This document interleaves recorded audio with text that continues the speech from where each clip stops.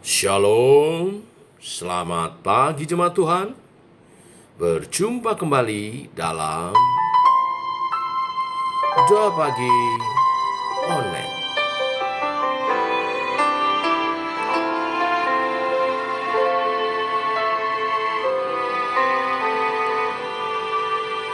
Semusim berlalu, namun kau selalu peliharaku. Kasih dan setiamu tak pernah layu di hidupku. Lebih luas dari samudra kebaikanmu Bapa takkan habis di hidupku. Lebih tinggi dari cakrawala, tak terbatas kasih-Mu. Sungguh ku bersyukur.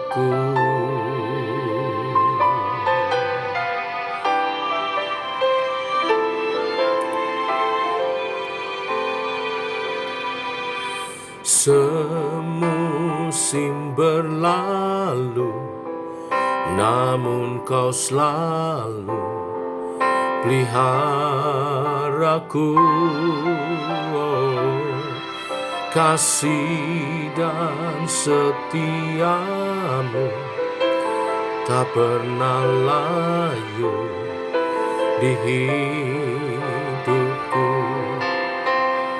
Lebih luas dari samudra kebaikanmu Bapa takkan habis di hidupku. Lebih tinggi dari cakrawala, tak terbatas kasih-Mu. Sungguh ku bersyukur. Tak terbatas kasih-Mu. Sungguh ku bersyukur. Lebih luas dari samudra kebaikan-Mu Bapa takkan habis di hidupku. Lebih tinggi dari cakrawala, tak terbatas kasih-Mu. Sungguh ku bersyukur. Tak terbatas kasih-Mu. Sungguh ku bersyukur. Ku bersyukur buat kasih-Mu.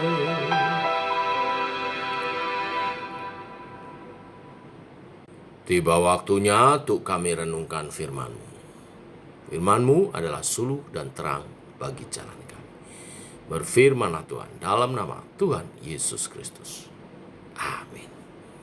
Bapak Ibu, kita lanjutkan renungan firman Tuhan tentang teladan Raja Hizkia. 2 Tawarikh pasal 23 ayat 1 sampai dengan yang ke-23 saja. Demikian firman Tuhan. Setelah peristiwa yang menunjukkan kesetiaan Hizkia itu, datanglah Sanherib, Raja Asyur, menyerbu Yehuda. Ia mengepung kota-kota berkubu dan berniat merebutnya.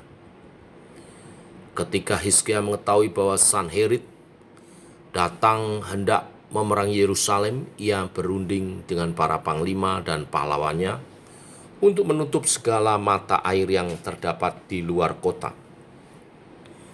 Dan mereka itu bersedia membantunya. Maka berkumpullah banyak orang. Mereka menutup semua mata air dan sungai yang mengalir dari tengah-tengah negeri itu. Kata mereka, Mengapa raja-raja Asyur harus mendapat banyak air kalau mereka datang? Dengan sekuat tenaga Hizkia membangun kembali seluruh tembok yang telah terbongkar, mendirikan menara-menara di atasnya dan tembok yang lainnya di luarnya.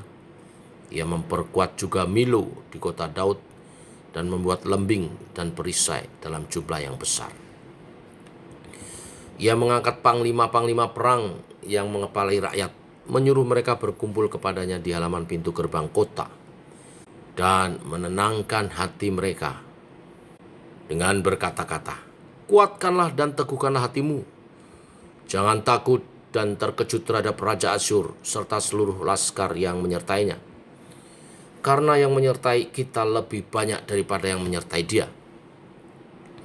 Yang menyertai dia adalah tangan manusia, tetapi yang menyertai kita adalah Tuhan Allah kita yang membantu kita dan melakukan peperangan kita." Oleh kata-kata Hizkia Raja Yehuda itu, rakyat mendapat kepercayaannya kembali. Sesudah itu Sanherib Raja Asyur yang sedang mengepung Lakis dengan seluruh kekuatan tentaranya mengutus beberapa pegawai ke Yerusalem kepada Hizkia Raja Yehuda dan kepada semua orang Yehuda yang ada di Yerusalem dengan pesan, "Beginilah titah Sanherib Raja Asyur. Apakah yang kamu harapkan? Maka kamu tinggal saja di Yerusalem yang terkepung ini. Bukankah Hizkia memperdaya kamu supaya kamu mati kelaparan dan kehausan dengan mengatakan, 'Tuhan Allah kita akan melepaskan kita dari tangan Raja Asyur'? Bukankah Hizkia ini yang menjauhkan segala bukit pengorbanan dan mezbah Tuhan itu? Dan berkata kepada Yehuda dan Yerusalem, hanya di depan satu mezbah kamu harus sujud menyembah dan membakar korban di atasnya? Tidakkah kamu mengetahui apa yang aku dan nenek moyangku lakukan terhadap semua bangsa negeri-negeri lain? Apakah para Allah bangsa-bangsa segala negeri itu pernah berhasil melepaskan negeri mereka dari tanganku? Siapakah daripada semua Allah bangsa-bangsa yang sudah ditumpas nenek moyangku itu dapat melepaskan bangsa dari tanganku? Masakan Allahmu dapat melepaskan kamu dari tanganku? Sekarang janganlah Hizkia memperdaya dan membujuk kamu seperti ini. Janganlah percaya kepadanya, karena tidak ada Allah dari bangsa atau kerajaan manapun yang dapat melepaskan bangsanya dari tanganku dan dari tangan nenek moyangku. Lebih-lebih lagi Allahmu itu takkan dapat melepaskan kamu dari tanganku."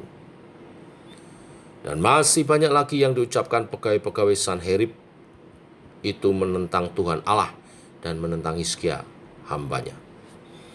Ia menulis juga surat yang penuh cela dan hujat terhadap Tuhan Allah Israel. Bunyinya, "Sebagaimana para Allah bangsa-bangsa segala negeri lain tidak dapat melepaskan bangsanya dari tanganku, demikian pula Allah Hizkia takkan dapat melepaskan bangsanya dari tanganku." Dan mereka berseru dengan suara nyaring dalam bahasa Yehuda kepada rakyat Yerusalem yang ada di dalam tembok, untuk menakutkan dan mengejutkan mereka, supaya mereka dapat merebut kota itu. Mereka berbicara tentang Allah Yerusalem seperti tentang para Allah bangsa-bangsa di dunia adalah buatan tangan manusia. Tetapi oleh karena itu, Raja Hizkia dan Nabi Yesaya bin Amos berdoa dan berseru kepada surga. Lalu Tuhan mengirim malaikat yang melenyapkan semua pahlawan yang gagah perkasa, pemuka dan panglima yang ada di perkemahan Raja Asyur, sehingga ia kemalu-maluan kembali ke negerinya. Kemudian ia ditewaskan dengan pedang oleh anak-anak kandungnya sendiri ketika ia memasuki rumah Allahnya.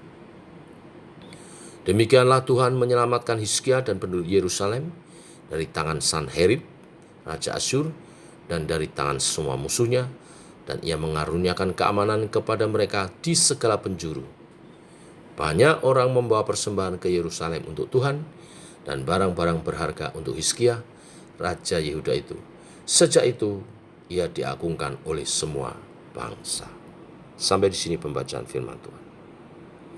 Bapak Ibu, kerajaan Yehuda menghadapi ancaman peperangan dari kekuatan besar Raja Asyur.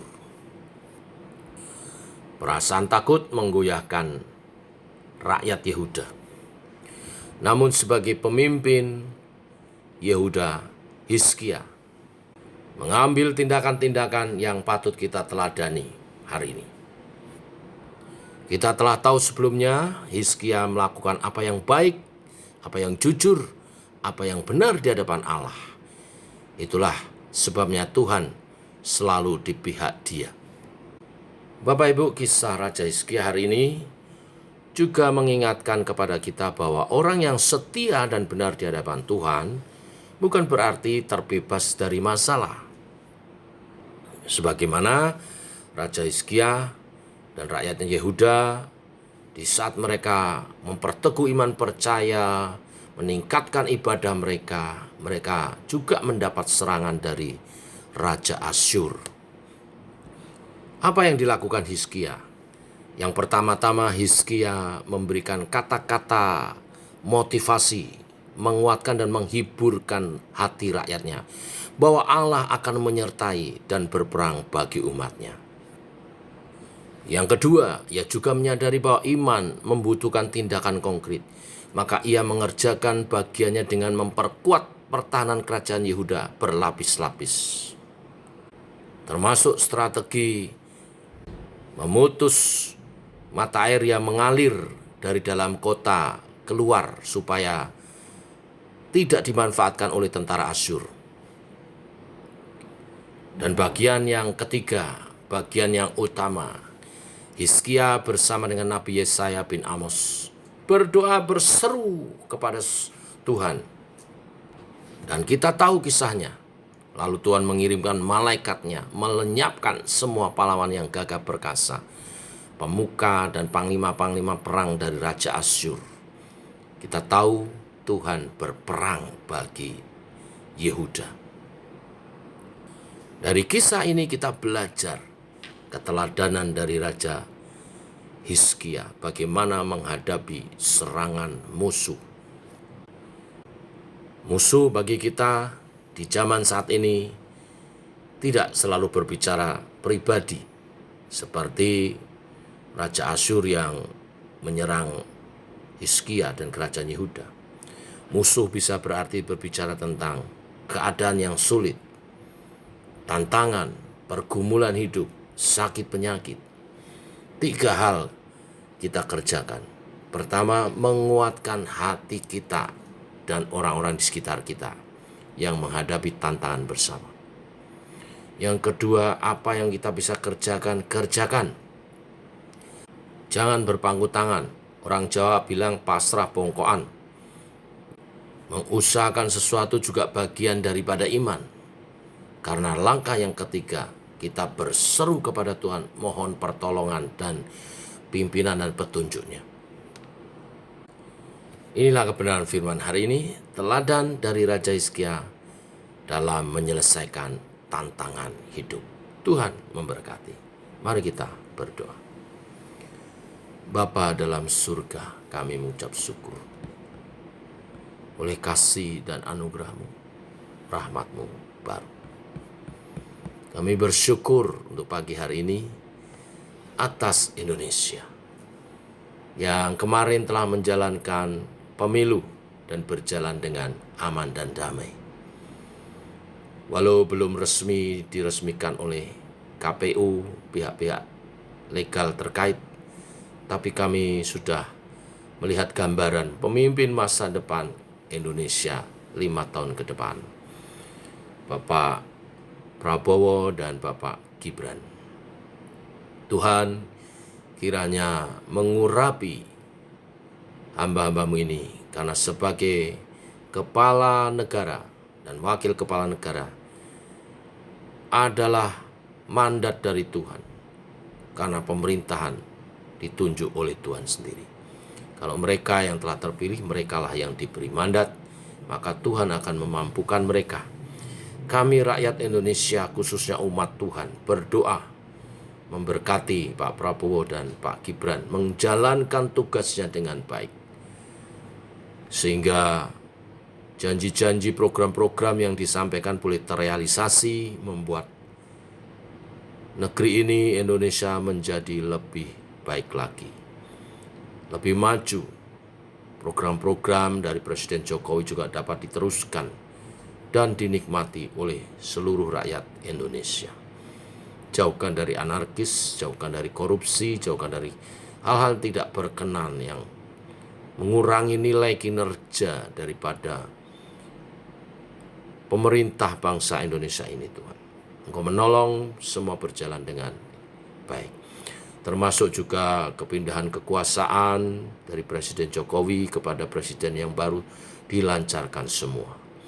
Termasuk juga menteri-menteri yang akan dipilih nanti, Tuhan pimpin, pilih yang terbaik, membuat Indonesia lebih maju lagi. Kami bersyukur untuk hal ini. Dan untuk firman hari ini, apapun pergumulan umat-Mu, kami memperoleh pengajaran yang baik, teladan dari Raja Hizkia, menyelesaikan tantangan hidupnya dengan menguatkan iman, hati, baik pribadi maupun orang-orang di sekitarnya, mengerjakan apa yang bisa dikerjakan, dan akhirnya membawa seluruh persoalan, berseru berdoa kepada Tuhan, maka Tuhan membuka jalan. Terima kasih Tuhan. Berkati semua yang pagi hari ini bersama-sama mau berdoa pagi.